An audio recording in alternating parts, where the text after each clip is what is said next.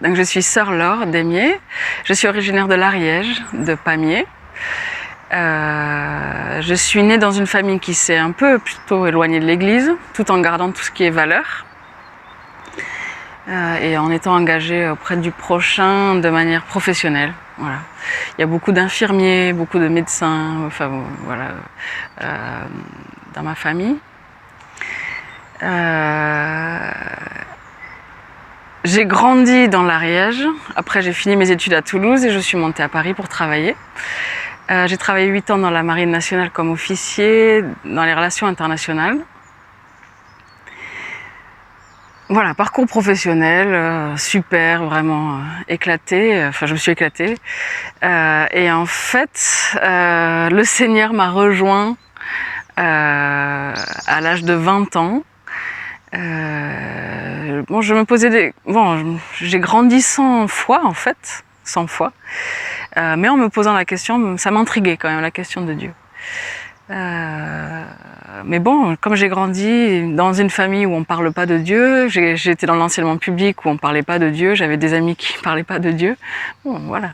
Ce n'est qu'à Sciences Po où j'ai eu des amis qui étaient cathos. Et donc je les observais un petit peu, voilà.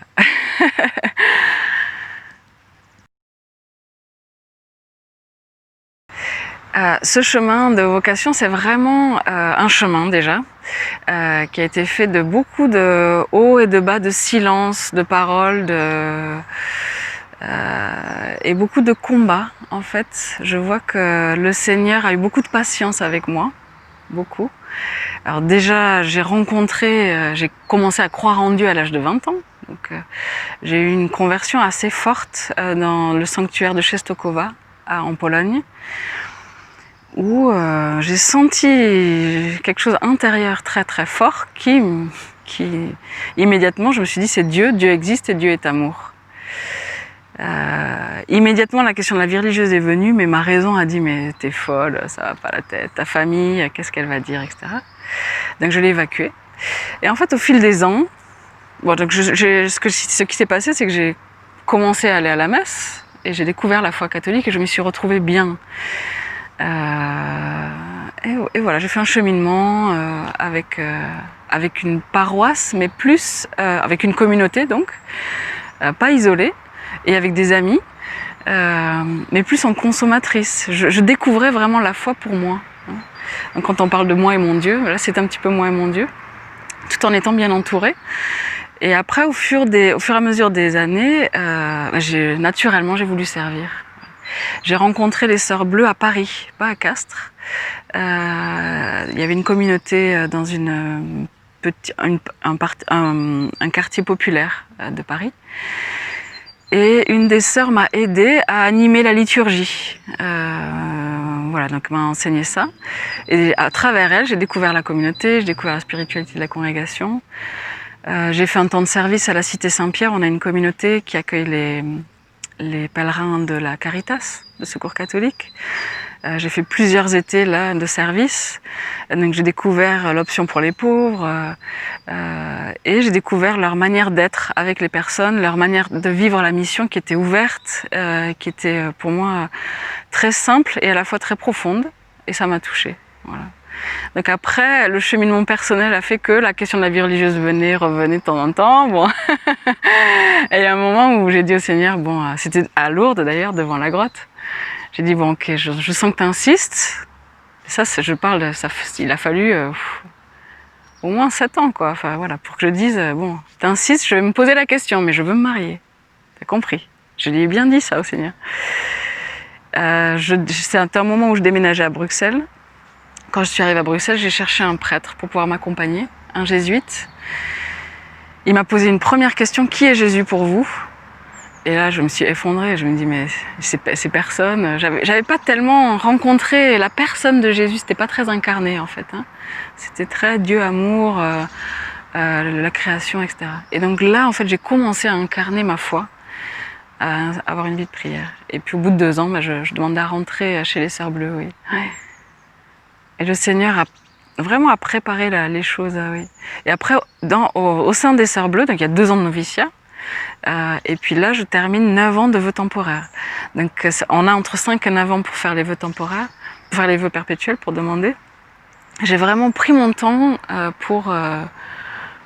et je me suis laissée travailler par le Seigneur. Il y a eu des hauts et des bas, vraiment des luttes.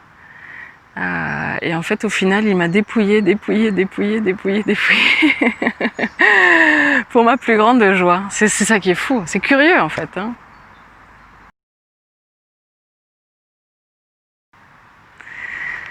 Alors, la parole à laquelle j'ai pensé, ou qui me vient spontanément, c'est Jésus qui dit à Nicodème, il faut renaître d'en haut. Voilà. Et ça correspond à mon cheminement, et ça me parle tous les jours aujourd'hui.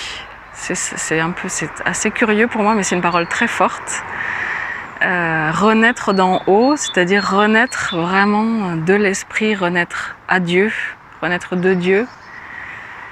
Et bon, c'est ce qui s'est passé concrètement avec ma conversion. Donc j'ai vraiment une vie, il y a vraiment un changement très fort dans ma vie. Où j'ai fait une option, j'ai pris une décision, mais c'est surtout tout le travail que fait le Seigneur en moi qui me laisse les bras ballants et qui me ferme la bouche en fait, même j'ai envie de dire, parce que j'ai juste envie de contempler l'action de Dieu. Oui. Donc cette parole, elle m'habite même tous les jours. J'en ai fait mon fond d'écran de téléphone portable, d'ordinateur, parce qu'elle me parle, oui. Oui.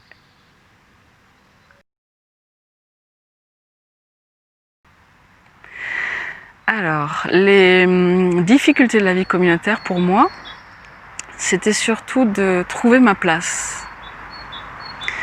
C'est-à-dire, et je peux même le dire au présent, c'est-à-dire de trouver ma place, d'assumer mon chemin, ma singularité.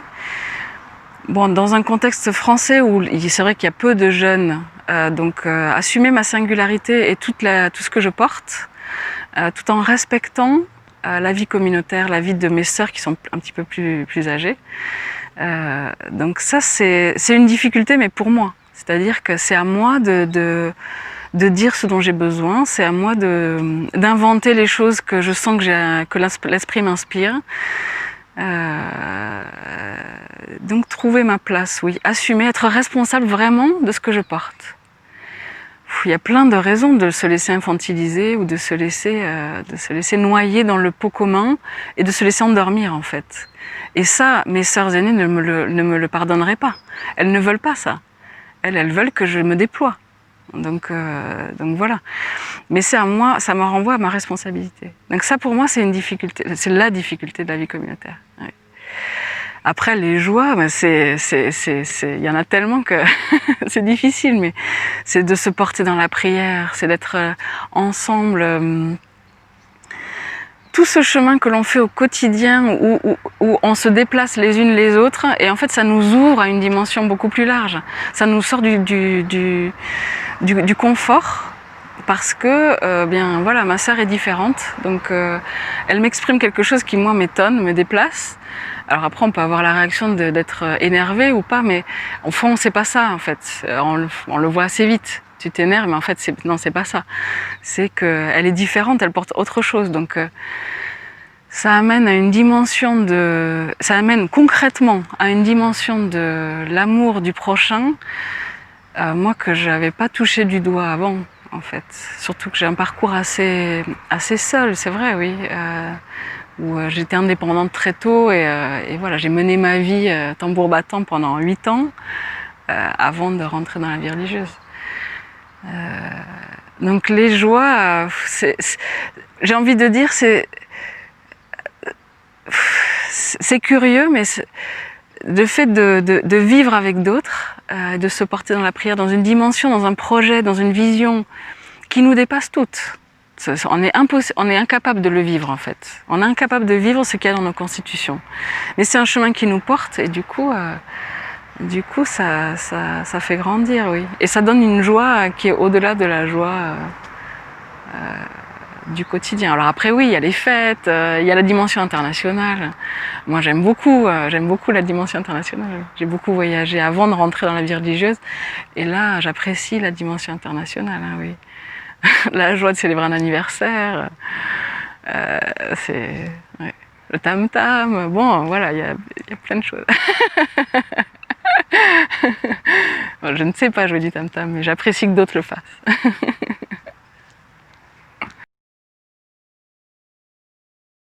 Oui, oui, c'est étonnant en fait. Oui, plus je découvre Émilie, plus je la découvre moderne. C'est assez étonnant. Et malgré le fait que elle nous a laissé beaucoup d'écrits, ça c'est une grande chance, mais elle écrit avec le style de son époque et avec des mots qui parfois à nous sonnent, en français en tout cas, assez durs. Elle parle de mourir à soi-même, etc., etc. Mais en fait, si on arrive à le traduire pour aujourd'hui, ça a beaucoup de sens, ça a un sens énorme. Elle était habitée par un désir, et c'est ça qui la porte et qui fait que sa vie a une fécondité extraordinaire, de vivre une intimité avec Dieu, une union intime avec Dieu. Elle n'arrête pas de dire à ses sœurs, chercher une union intime avec Dieu.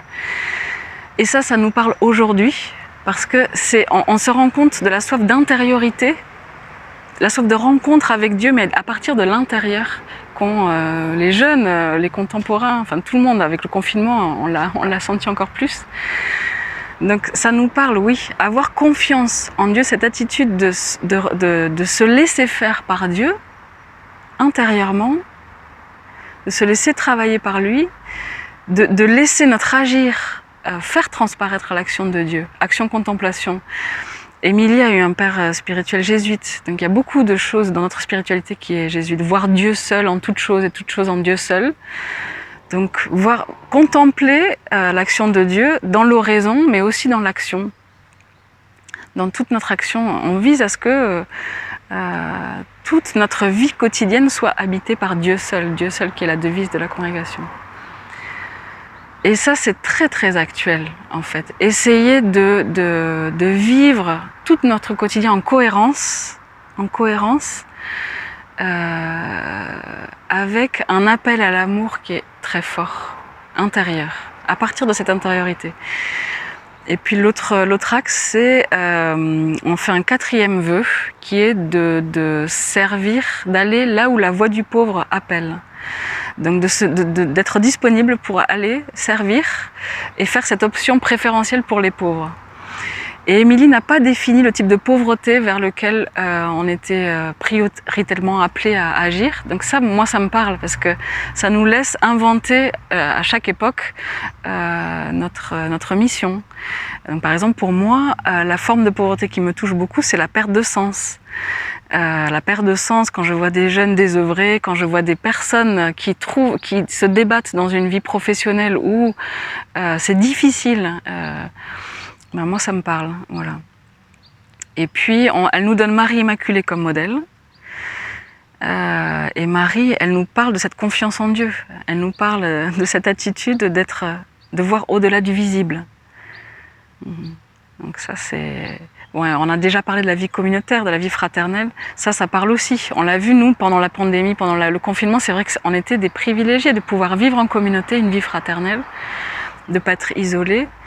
On a besoin de l'autre. Et ça, je crois que beaucoup de jeunes aujourd'hui, même s'il y a ce combat entre moi, ce que j'ai envie de vivre, et se frotter à l'autre, c'est un peu difficile, il y a cette soif d'être ensemble. Donc oui, le charisme est actuel, plus, c'est vrai.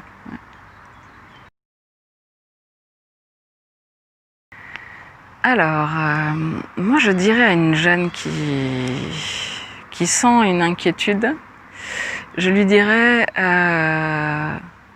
déjà pose-toi. Voilà, je lui dirais écoute, cette inquiétude, écoute. Ça vaut le coup de te poser pour l'écouter et de te faire accompagner. Voilà, de ne pas rester seule avec ça parce que tu n'es pas la seule à te poser ce genre de choses. Avoir cette inquiétude et tu ne sais pas vers où elle va te mener. Cette inquiétude, elle peut ne pas te mener vers la vie religieuse. Et la vie religieuse fait peur et c'est normal. Oui.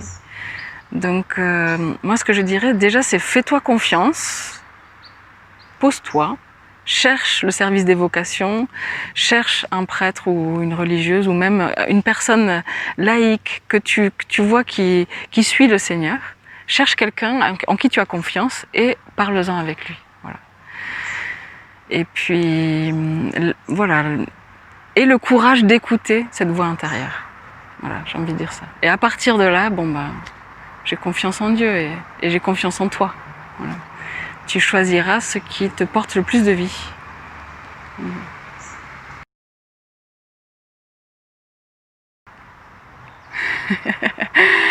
Alors, mes vœux perpétuels, ça représente vraiment un abandon à la volonté de Dieu, cette naissance d'en haut dont je parlais. Hein.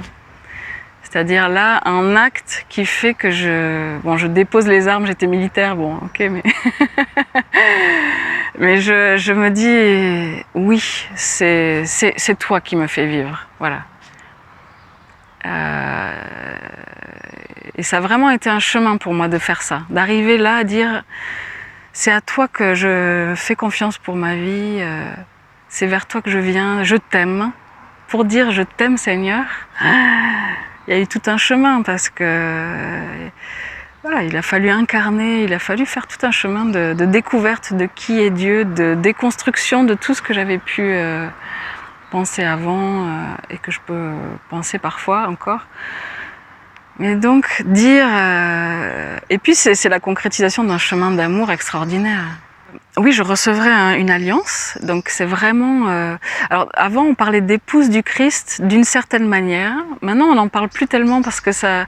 voilà, il y a beaucoup de sœurs, je vais parler de ce que je connais, qui sont heurtées par cette idée en disant bon, mais Jésus n'est pas polygame, ou bon, je sais pas ce qu'il y a derrière, mais en tout cas qui sont heurtées. Moi, ça me parle. De dire que je suis épouse du Christ, ça me parle. Dans le sens où il a pris tout mon corps, il a pris tous mes sens, il prend tous mes sens. Oui, j'ai un rapport amoureux avec le Seigneur, pas sexuel bien sûr, sexuel dans le sens de relation intime, mais il prend toute ma sexualité qui est au-delà du rapport sexuel, qui est la manière dont je me relationne aux autres. Donc il prend tout, il prend mes sens, il prend mon corps, il prend ma vie. Donc oui, moi ça me parle d'avoir un rapport d'épouse au Christ, ça me parle, oui. Oui. Oh, moi quand je relis ma vie, c'est vrai que c'est étonnant, c'est curieux même, je peux pas l'expliquer. C'est curieux, oui. C'est étonnant. Oui. Donc j'en rends grâce, mais oui. J'en rends grâce, oui.